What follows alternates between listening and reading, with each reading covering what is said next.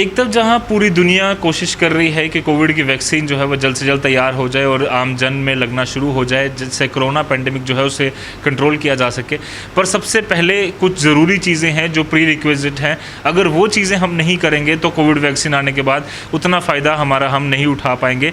तो इसी पर हम चर्चा करेंगे। हमारे साथ डॉक्टर AS भाटिया साहब मौजूद हैं, जो कि बायोकेमिस्ट्री के HOD भी हैं, और इनसे हम जानेंगे कि वो क्या चीज़ें हैं जो प्री रिक्विजिट्स हैं हमें कोविड वैक्सीन के लिए। और क्योंकि एंटीबॉडी का भी एक कॉन्सेप्ट आया था कि उसके बारे में लोगों को जानना चाहिए कि वो क्या है और किस तरह से हम टेस्ट कर सकते हैं। और जम्मू में भी पूरी इन्होंने लैब एक तैयार की है जो कि इस समय एंटीबॉडी टेस्ट जो है वो कर रही है। सर, स्वागत आपका। धन्यवाद। नमस्ते सर, कोविड वैक्सीन को लेकर चर्चा पूरी दुनिया में चल रही है। हम लगातार ये बात करते रहते हैं कि WHO ने सबसे पहले एक रूल दिया था कि टेस्ट टेस्ट टेस्ट। अब एंटीबॉडी भी जो है आप टेस्ट कर रहे हैं यहाँ पर। किस तरह से आप यहाँ पर टेस्टिंग करते हैं और क्या क्या चीज़ें रिक्वायर्ड होती हैं? हाँ, जहाँ रजत सबसे पहले आपने बोला वैक्सीनेशन, तो वैक्सीनेशन होपफुली बड़ी जल्दी आ जाए। जैसे हमारे प्रधानमंत्री साहब ने भी अनाउंस किया कि बहुत जल्दी हम वैक्सीन ला रहे हैं। वैक्सीन का सबसे पहला प्री रिक्विजिट है कि हमें आइडेंटिफाई करना है who should be the first person to be vaccinated. They health care workers हैं, तो उनकी लिस्ट तैयार हो रही है। तो पहले देखा जाएगा फ्रंट लाइन वर्कर्स को वैक्सीनेट करेगी, जो एज पर का गवर्नमेंट पॉलिसी। दूसरा बात जो आपने बोला एंटीबॉडीज़ की, बिल्कुल ठीक बोला। जब ये कोविड आया था तो सबसे पहले हमें था कि इसको डायग्नोस किया जाए। RT-PCR से रैट आ गया, फिर CNET आ गया। तो सबसे पहले था डायग्नोसिस। फिर हम दूसरे शरण में गए कि डायग्नोज हो गया। अब पेशेंट, हमें लगा कि कुछ बड़े पेशेंट ठीक हो रहे हैं, कुछ ऐसे पेशेंट हैं जो ख़राब हो रहे हैं। तो उसके लिए फिर बीच में एक स्टेज आ गई जब हमें कोविड बायोमार्कर्स का ज़माना आया। तो मैं बड़े प्राउडली कह सकता हूँ कि गवर्नमेंट मेडिकल कॉलेज ने हर स्टेप पे लिया। हमने RT-PCR भी किया, डिपार्टमेंट माइक्रोबायोलॉजी ने। जब कोविड बायोमार्कर्स की बात आई तो डिपार्टमेंट ऑफ बायोकेमिस्ट्री ने लीड ली और हमने बायोमार्कर्स भी शुरू किए। अब तीसरे चरण पे हम पहुंच गए हैं कोरोना में, एंटीबॉडी टेस्टिंग। अगर किसी को हो चुका है तो उसमें इम्यूनिटी डेवलप हुई है, उसमें एंटीबॉडीज़ आए हैं, या जिसमें एंटीबॉडीज़ नहीं है तो that mean he is not expose और उसका अभी खतरा है, उसको भी प्रिकॉशंस लेनी है। तो ये भी बड़े गर्व की बात है कि गवर्नमेंट मेडिकल कॉलेज ने वो तीसरा चरण भी पार कर लिया है और हम एंटीबॉडी टेस्टिंग यहाँ पे इस समय आप एंटीबॉडी टेस्ट कर रहे हैं? जी, हम एंटीबॉडी टेस्टिंग कर रहे हैं। बिल्कुल। आप थोड़ा बताएंगे भी साथ में भी क्या मशीन है, वो किस तरह से एंटीबॉडी? हाँ, एंटीबॉडी टेस्टिंग के लिए देखिए सबसे जो हाई एंड टेक्निक है दैट इज़ इलेक्ट्रोकेमिल्यूमिनेसेंस टेक्निक। जो हाई एंड टेक्निक है, जो ऑल इंडिया इंस्टीट्यूट कर रहा है, जो PGI चंडीगढ़ कर रहा है, जितने भी हमारे कंट्री के या बाहर के बड़े बड़े सेंटर हैं वो इस टेक्निक से कर रहे हैं। तो हमारे पास ये सिस्टम ऑलरेडी डेवलप था। डिपार्टमेंट बायोकेमिस्ट्री में हमारे पास ऑलरेडी इंफ्रास्ट्रक्चर था। हमने प्रिंसिपल से बात की तो हमें अभी 2000 टेस्ट करने के रिएजेंट दिए गए हैं। तो वो हम कर रहे हैं और रोज़ का हमारे पास कम से कम 100-150 पेशेंट आ रहा है एंटीबॉडी टेस्टिंग के लिए। और अभी हमारे साथ बनतला में CRPF हॉस्पिटल है, उनकी भी रिक्वेस्ट आई कि हमारे हेल्थ केयर वर्कर्स की भी एंटीबॉडी टेस्टिंग की जाए। जी। अब ये जो है ये किस तरह से काम करते हैं, थोड़ा इसके बारे में बताएंगे? ये फुली ऑटोमेटेड सिस्टम है जी। इसमें ये चैनल्स होते हैं। अगर आप चाहें तो मैं इनको थोड़ा मूव करवा के दिखा सकता हूँ। प्लीज़ थोड़ा बता दीजिएगा अगर, तो साथ साथ में वो देख लेंगे हम। बट एक चीज़ मैं जानना चाह रहा हूँ कि एंटीबॉडी टेस्ट एक तरफ हम RT-PCR या रैट टेस्ट करते हैं तो उससे ये पता चल जाता है कि हमें कोरोना है या नहीं है। एंटीबॉडी से क्या पता चल पाता है? एंटीबॉडी नॉर्मली ये 2 से 3 हफ्ते के बाद डेवलप होती हैं, जिसको कोरोना हुआ है, जो कोरोना को एक्सपोज हुआ है। एंटीबॉडी से हमें पता चला कि वेदर हमारे अंदर इम्यूनिटी डेवलप हो चुकी है कि नहीं हो चुकी है, उससे लड़ने के लिए। हाँ, उससे लड़ने के लिए। सपोज मैंने जैसे अपना मैं ब्लड टेस्ट करता हूँ, उसमें एंटीबॉडीज़ पॉजिटिव आती हैं, दैट मीन मैं एक्सपोज हुआ था, मेरे इम्यून सिस्टम ने उसको हराया है। अब मेरे अंदर कम से 2-3 महीने की शक्ति है, I can fight with the corona. अगर किया जाता है एंटीबॉडीज़ नहीं है तो दैट मीन मैं अभी भी उतना ही ससेप्टिबल हूँ और मैं एक्सपोज नहीं हुआ, मुझे उतनी प्रिकॉशंस अभी रखनी है। तो जी। अब ये है कि अगर फॉर एग्जांपल मैं अगर पहले कई सारी जगहों पर जा चुका हूँ और मेरा कोविड टेस्ट पॉजिटिव नहीं आता है, फिर भी एंटीबॉडी मुझे दिखाएगी कि क्या मेरा अगर कोरोना आके निकल गया है और कोरोना आ सकता है या कुछ वैसी चीज़? देखिए, नॉर्मली तो होता है कि जब आप RT-PCR किया, आपका पॉजिटिव हुआ तो आपको दैट मीन्स कोविड इन्फेक्शन हुई है। समटाइम्स क्या होता है कि एसिम्प्टोमेटिक इन्फेक्शन हो जाती है। हमारे अंदर वायरस आता है, हमें कुछ खास सिम्टम्स होते नहीं, हल्का सा खराश हुआ और हमने कोरोना टेस्ट भी नहीं करवाया, कुछ भी नहीं करवाया, तो that is called asymptomatic infection. अगर किसी पेशेंट में उसने टेस्ट नहीं करवाया या कभी RT-PCR या कोरोना टेस्ट नेगेटिव भी था और एंटीबॉडीज़ पॉजिटिव आती हैं, तो दैट मीन उसमें इन्फेक्शन आई थी वो टाइमिंग डिफरेंट हो सकती है। Right. जब टेस्टिंग किया शायद उस समय ना हुआ हो, Right. उसके बाद हुआ हो। जी। मीन एंटीबॉडीज़ का प्रेजेंस होना, that means it is sure the person has been expose to corona virus. Right. अब ये कितना ज़रूरी है कि हमें मास लेवल पर इसे किया जाए, क्योंकि हमने RT-PCR मास लेवल पर किए, रैट मास लेवल पर किए और लोगों का पता लगाया। एंटीबॉडी टेस्ट करवाना कितना ज़्यादा ज़रूरी है कि मास लेवल पर किया जाए, ताकि लोगों का पता चल पाए कि किसकी एंटीबॉडी तैयार हुई है, किसकी नहीं हुई है, किस तरह से वो इम्पोर्टेंट हो जाएगा? देखिए सर जी, सबसे पहले अगर हमारे घर में कोई मेहमान आता है तो हम प्लानिंग कैसे करते हैं कि मेहमान कितने दिन रहेगा, 5 दिन, 10 दिन, 20 दिन या 1 महीने का या मेहमान है। तो हमने अपना घर को उसी तरह से प्लान करना है कि मुझे लगता है ये 1 महीने के बाद मेहमान जाएगा तो मुझे 1 महीने का राशन लेना है। जैसे श्रीनगर में मास सीरो सर्विलेंस हो चुका है, श्रीनगर पूरा कश्मीर डिवीजन में हुआ, पुलवामा में 43% इम्यूनिटी आई, बड़गांव में भी 42% है, अनंतनाग में भी 40 के ऊपर है। जबकि जुलाई में जो उन्होंने किया था सर्विलेंस वो उसमें 3% थी। दैट मीन्स जो जून जुलाई में सीरो सर्विलेंस कश्मीर वैली में हुआ 3% इम्यूनिटी, अब जब किया उन्होंने अक्टूबर में 43%। दैट मीन्स अब उनमें मास हर्ड इम्यूनिटी डेवलप हो रही है। वहाँ पे कोरोना का इम्पैक्ट कम हो रहा है और ये डाटा भी बता रहा है। अब न्यूज़पेपर देखते हैं, आप तो खुद ही न्यूज़पेपर, तो वहाँ पे कैजुअलिटी कम हो रही है। पहले जहाँ 15-20 होती थी अब 1-2 है। तो that means Kashmir valley is moving towards developing herd immunity. अब जम्मू में इस तरह कोई सर्वे अभी तक नहीं हो पाया? जम्मू में हमने बात की है एडमिनिस्ट्रेशन से कि मास सीरो सर्विलेंस किया जाए, तो अभी तक मास सीरो सर्विलेंस हुआ नहीं यहाँ पे। हुआ नहीं। और कितना इंपॉर्टेंट है, क्योंकि आप कह रहे हैं कि हर्ड इम्यूनिटी अगर कश्मीर ने अचीव कर ली, हो सकता है कि जम्मू ने भी वो अचीव कर ली हो। बिल्कुल, ये पॉलिसी बनाने के लिए बहुत ज़रूरी बात है। देखिए, अगर मैं एक सर्वे करता हूँ रजौरी में, एक करता हूँ पुंछ में, एक करता हूँ कठुआ में, या लीजिए गांधीनगर में करता हूँ, एक बख्शीनगर में करता हूँ।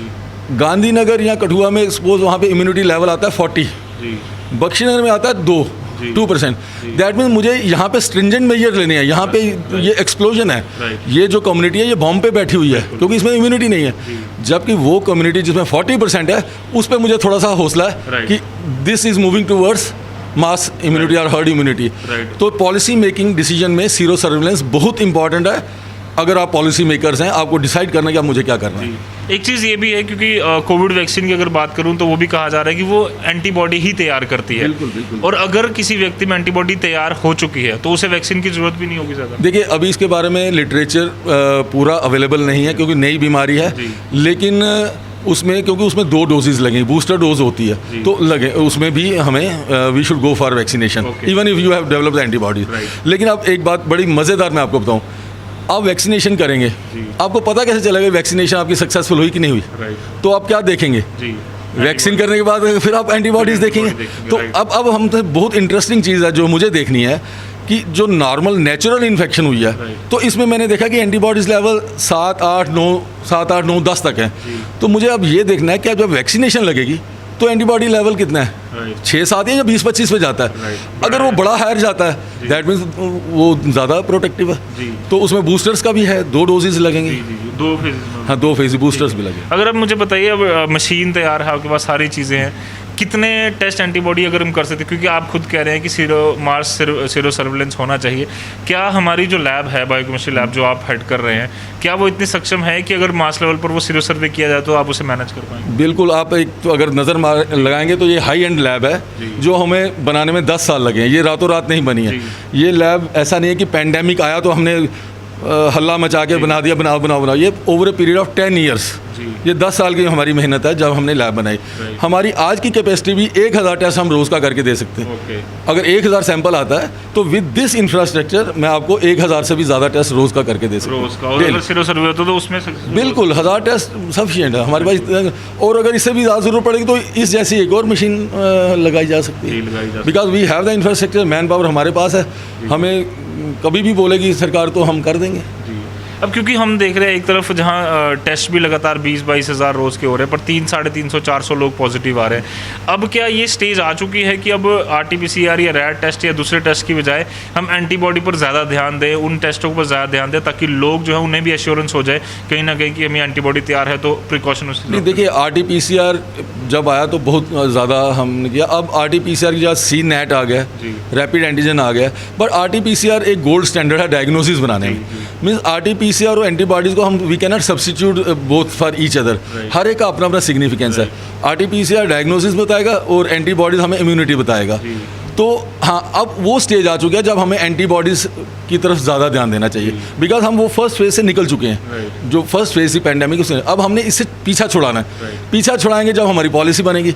पॉलिसी तब बनेगी हमें पता चलेगा किस एरिया में हमें क्या करना है, तो उसके लिए हमें एंटीबॉडीज़ का ज़रूरी देखना है। आपको सर पहले भी हमारे जम्मू में एक या दो शायद जो सीरो सर्वे हुए थे, किस तरह के उसमें रिजल्ट्स हमारे पास आए थे? क्योंकि हमने जब कश्मीर के स्टार्टिंग के जो सीरो सर्वेज देखे तो उसमें लोग 8% 9% तक पॉजिटिविटी रेट जो है वो आ रहा था।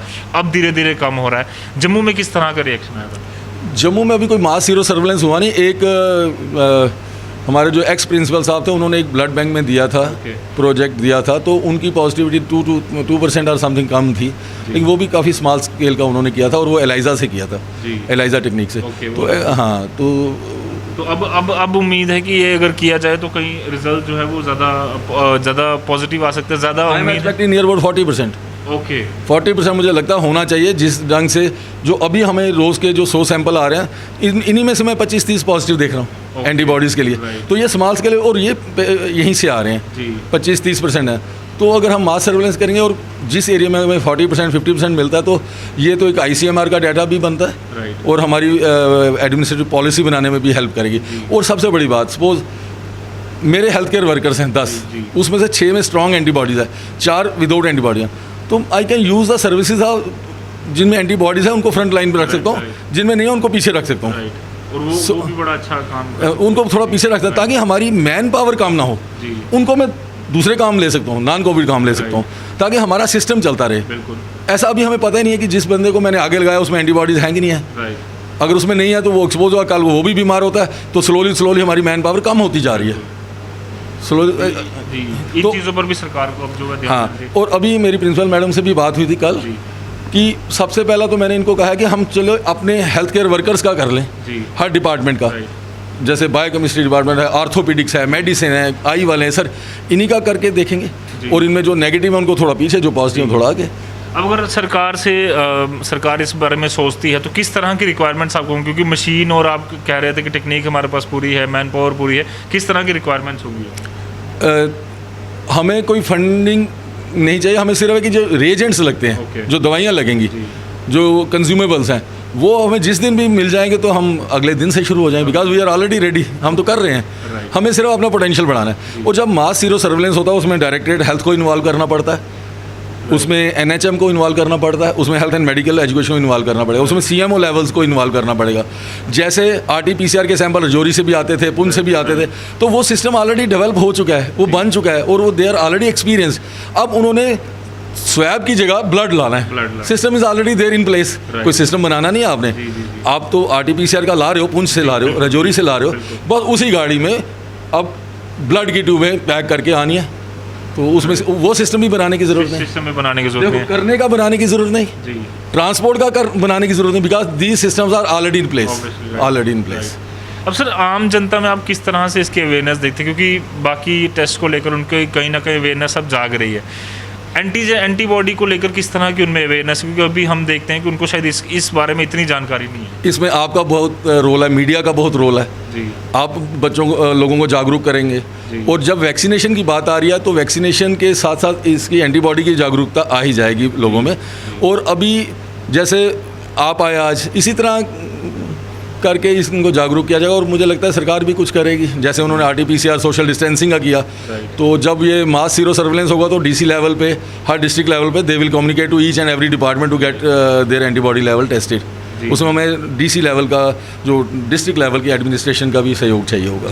सर जाते थे एक आखिरी सवाल ज़रूर पूछूंगा, वैक्सीन को लेकर कई सारे लोग ये सोच रहे हैं कि वैक्सीन जब हमें लग जाएगी या फिर हमारे आसपास लगना शुरू हो जाएगी तो शायद मास्क उतर जाएंगे या सोशल डिस्टेंसिंग के नॉर्म्स हमें फॉलो नहीं करने पड़ेंगे, प्रिकॉशंस नहीं लेने पड़ेंगे। ऐसा हो सकता है कि हम जल्द ही जैसे ही वैक्सीनेशन आ जाए, एक बंदे को भी लग जाए, तो हम पूरी तरह से ये प्रिकॉशंस छोड़ दें? नहीं, नॉट एट ऑल। अब देखिए जी, जब हम हिंदुस्तान में, तो जब बच्चा पैदा होता है सबसे पहले उसको लेफ्ट बाजू पे TB का टीका लगाया जाता है, BCG जिसको बोलते हैं। तो BCG का टीका तो हर हिंदुस्तानी को लगा। तो क्या ट्यूबरक्लोसिस हमारी कंट्री से ख़त्म हो गया? ट्यूबरक्लोसिस तो ख़त्म नहीं हुआ। सो वैक्सीनेशन मीन्स एक सपोर्टिव है, कि एक कॉन्फिडेंस आता है, सपोर्ट आ जाती है, एंटीबॉडीज बन जाती हैं। लेकिन बेसिक प्रिकॉशन आपको पूरी लेनी है, mask, social distancing, hand sanitization. Vaccine doesn't give you a freedom कि अब आगे उतारो मास्क, जो मर्जी करो ना, वो सपोर्ट करते हैं। जैसे आप खाना खाते हो और एक बिकासूल कैप्सूल साथ में ले लेते हैं एज ए टॉनिक, ऐसा तो नहीं हो सकता आप खाना नहीं खाओ और सुबह शाम टॉनिक ही खाते रहो तो आप सर्वाइव नहीं कर पाओगे। सो वो जो टॉनिक है वो वैक्सीन है, खाना तो आपकी प्रिकॉशंस हैं, तो उसके साथ में। Thank you so much sir, हमसे Right. बातचीत के Thank लिए। you. और हम भी उम्मीद करते हैं कि जो ये सीरो सर्विलेंस की बात सर ने की है, ये सरकार इस पर जल्द से जल्द सोचे, और जिस तरह से कश्मीर में सीरो सर्विलेंस करवाया गया एंटीबॉडी का, उससे यहाँ पर भी उसी तर्ज में एक सर्विलेंस कराया जाए ताकि लोगों में कितनी एंटीबॉडी तैयार हो चुकी है, कितने % लोग हैं जिनमें एंटीबॉडी है, ये चीज़ें पता जो है वो चल पाएँ। और जिस तरह से आप ये मशीन देख रहे हैं, साफ तौर पर डॉक्टर साहब ने कहा कि पूरी तरह से हम इक्विप्ड हैं, हमें किसी भी चीज़ की ज़रूरत नहीं है, बट सरकार को एक पॉलिसी तैयार करनी है कि जल्द से जल्द एक मास लेवल का सीरो सर्विलेंस करवा लिया जाए, और उसके बाद पता चल जाए कि जम्मू में या जितने भी आसपास के जम्मू प्रोविंस के जितने भी डिस्ट्रिक्ट हैं, हर इलाके में किस तरह के लोग हैं जिनमें एंटीबॉडी तैयार हो चुकी है, और कितना उम्मीद है कि आने वाले समय में कोरोना पैंडेमिक से हम तेज़ी से लड़ सके पूरे जम्मू एंड कश्मीर में। कश्मीर में इसकी तैयारी जो है वो बड़े पैमाने पर चल रही है। जम्मू में भी उम्मीद है कि जैसे ही शुरू हो जाएगी, लड़ने के लिए एक जो हौसला है वो हमारे पास जो है और ज़्यादा हो जाएगा। कैमरामैन कमल सिंह के साथ Ajat Vora, the News Now, Jammu.